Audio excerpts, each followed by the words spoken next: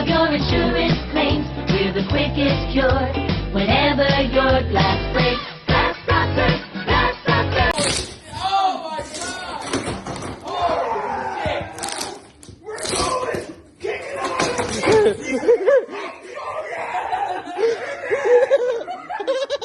The last component I want to cover in the fuel system is the fuel injector.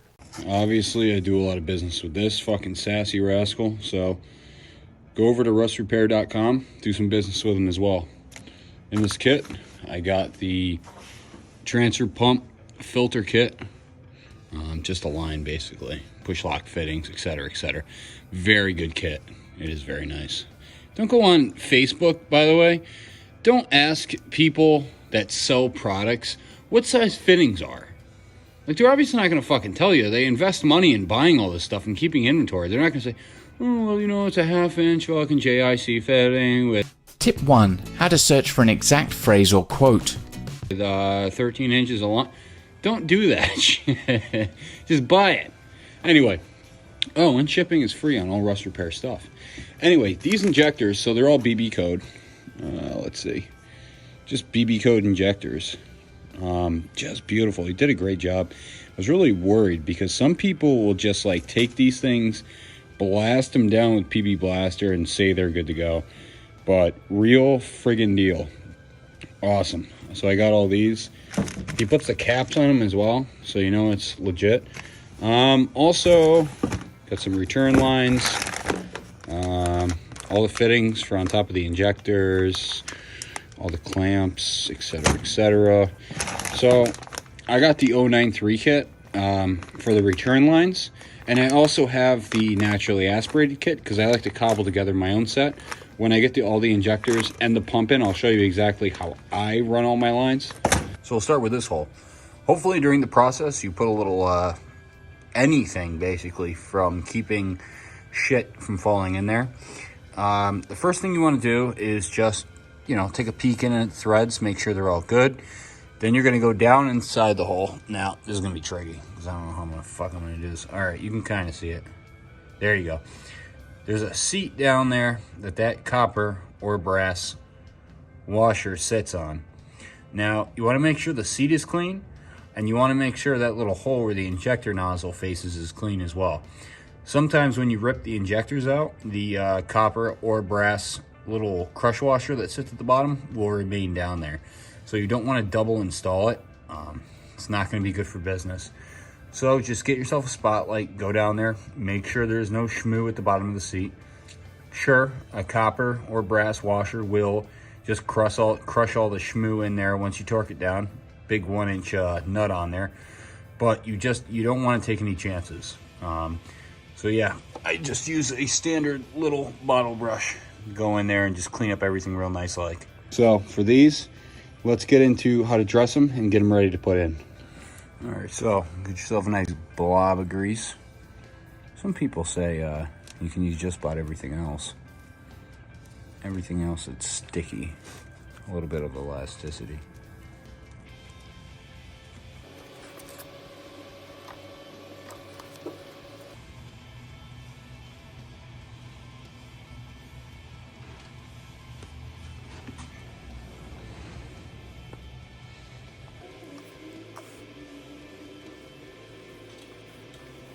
All right, they're all in.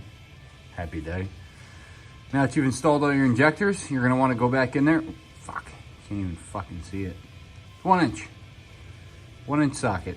6-point, 12-point doesn't make a difference. Torque them all down to spec. I think it's 20 or 40 foot-pounds. I'll put it in here. All right, you guessed it. You get all of them torqued down, ready to go. It gets 2 O-rings per injector. All right, so you got a bottom one and a top one. I like to pre-lube all my injectors. Get nice and grizzly like. All right, so this is how I'm setting mine up. Naturally aspirated is the way to go, like the line routing. Even if you do have the turbo, it's just a smarter choice because you don't end up with all these dead ends all over the fucking place. But let me show you how I set up mine. So you have your initial crossover, and let me remind you that the injection pump does not return into this line at all. I return it actually back into the fuel tee. This is strictly just for the injectors and for the filter housing. So, single crossover. This goes 3 down and across in front of the intake or the intake itself right here, and then goes out into the fuel tee. This, which is mutually exclusive to the 093 kits, is dead end. So this will be on turbo side. It'll go in one. This is your crossover over to your second, and right before you hit the first one, this actually has a barb in it. So the barb will go into the fuel filter housing so it can return down. So this is my routing. Let me get this all plunged in and we'll go from there. All right, it's time to stab this fucker in. You can see on the side I marked how many turns I put on the fuel screw so I can always remember. That'll probably get washed off with diesel fuel. And also on the other side, right there, I put a mark so I remember exactly where the timing is. It's very important because these things are a fucking pain in the ass at time. And if you can look right there, see that little notch? That's the corresponding notch. So we're gonna plug it in. We'll take it from there. All right, so I moved a couple of steps ahead without you guys. Here's basically how you drop the injection pump in. It's not going in. Just keep hitting it. There are 3 bolts, top, 2 bottoms. You can barely get to them unless you have a modified wrench. Anyway, you want to take the pump itself when it's not located. I pulled the top bolt out. That way I can drop it in easier.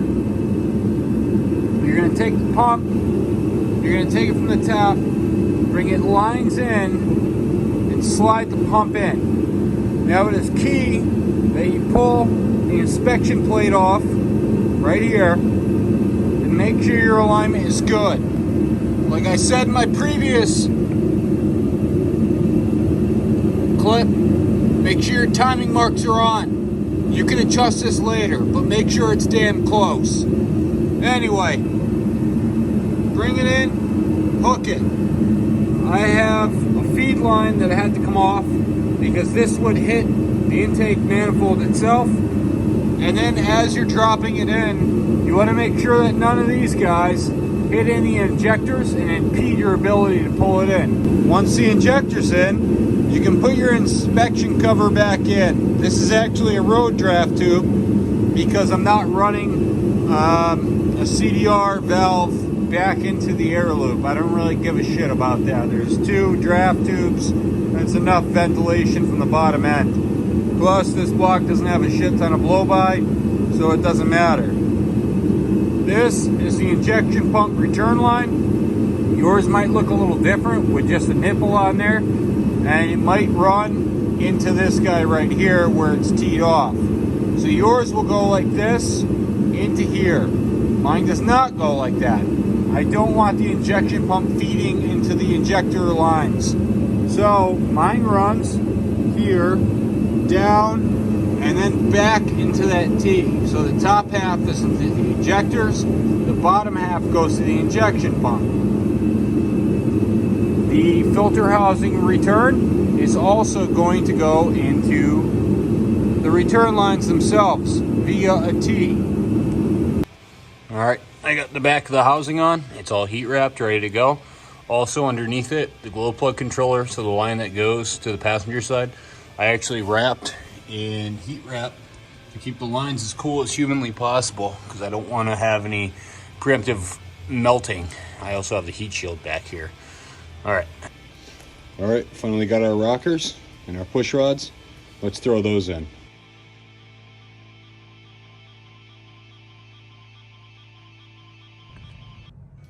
Bippity boppity, holy fuck. Back goddamn rockers are tight ass property with the fucking push rods. That one over there on the other side, I had to cut like the sound deadening, like this plastic shit that's on the firewall to get the last one in, and this one, Jesus, I don't even know what I'm gonna have to do. Either way, rockers are in. Let's carry on.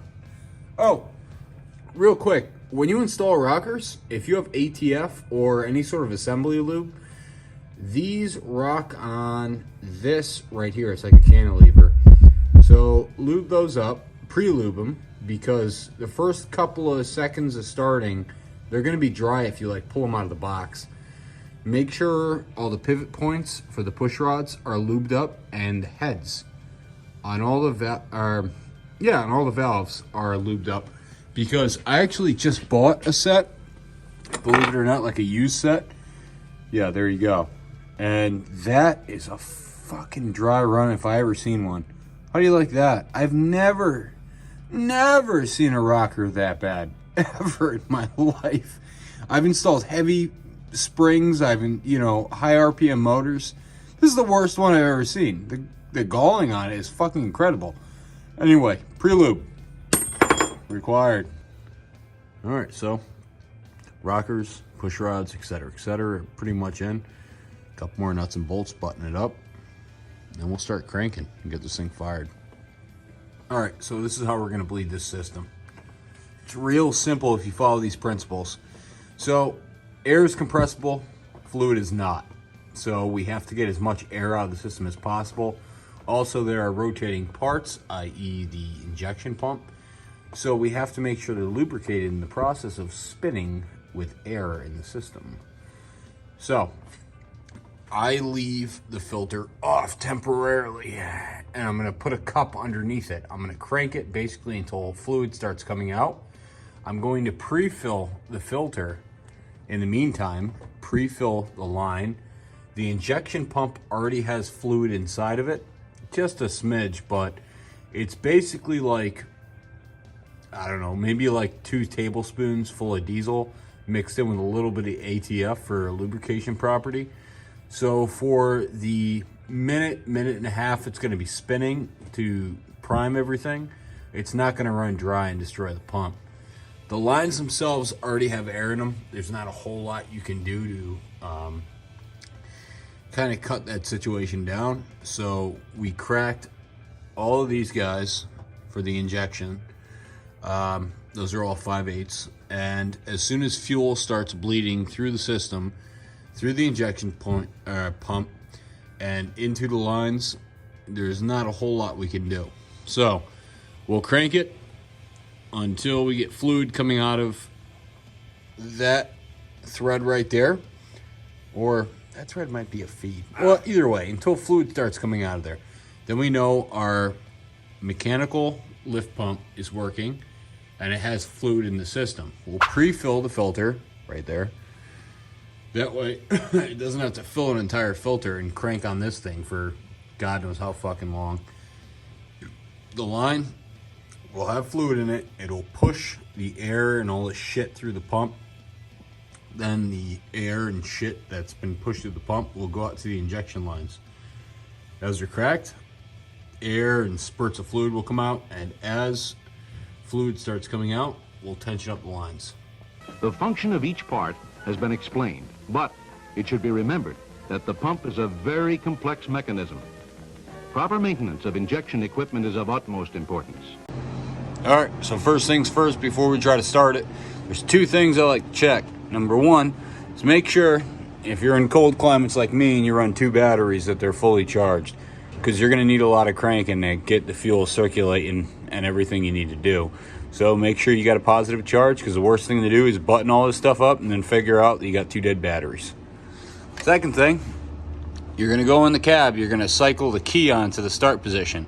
Basically so the position as the glow plugs will start up. Now, there's a connector right here.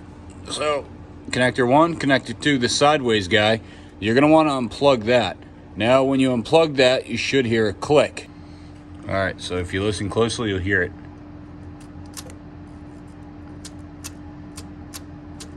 There you go. So I know that the hard shut off works. That's good. So I know fuel's gonna get in there, and there's no possibility that it's gonna make it so I don't get fuel distribution out into the lines. While you're under here, ask yourself again, did I secure all the grounds to the engine? So I know the safety shutoff works. I know my batteries are charged. So I'm going to decap the Schrader valve that goes into the fuel fitting. It's a somewhat standard Schrader valve fitting. just like you have on your tire or a bicycle or just about anything with a valve on it. So now, disconnect the hot switch, 2 terminals. Basically all we're gonna do is start cranking. While we're cranking, we're gonna wanna push in on that Schrader valve so it's getting all the line. Now if you pre-filled your filter like a smart person, you'll get a little bit of air out of here and a little bit of fuel, and it's gonna cycle in and out until that lift pump actually gets a good solid stream into it. So I do it with one hand here, the other hand on the Schrader valve. If you got someone to help you, way fucking easier. So just touch them off, let her crank until you get fuel. I made my own taser back in my old video. The arcs can jump. What? All right, so we got fuel coming out of here. Nice steady stream. I like to crack this valve and make sure that fuel is coming out as well. But if you're positive the pump's good, just get your 5/8 wrench. These are fully tight. Let me show you how much I loosen these guys up. Ready? About that much. Half a turn. So now we have fuel and everything coming out of this guy. I know fuel is coming down. It's going in the injection pump.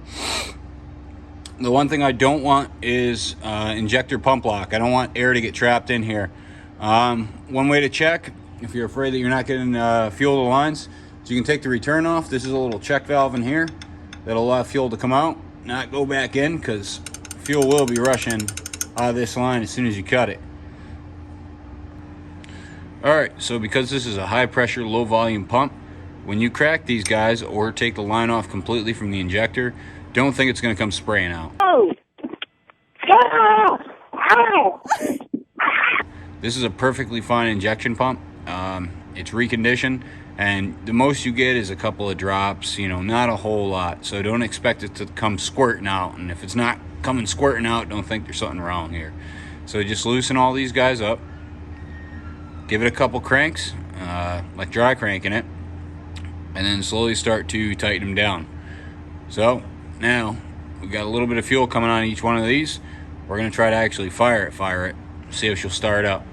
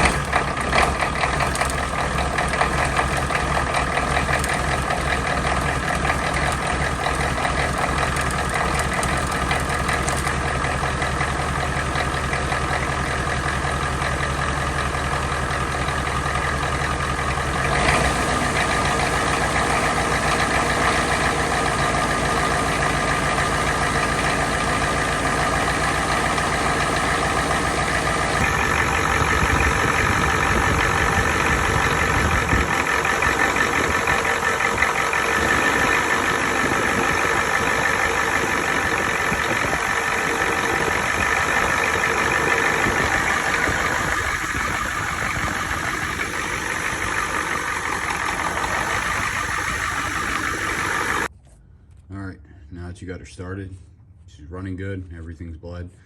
Go around to every single injector, wipe the top, wipe the bottom, start it back up, let it run for a little bit. Make sure there's no seepage from under here. Make sure there's no seepage from under here. You want to make sure these sealed up good.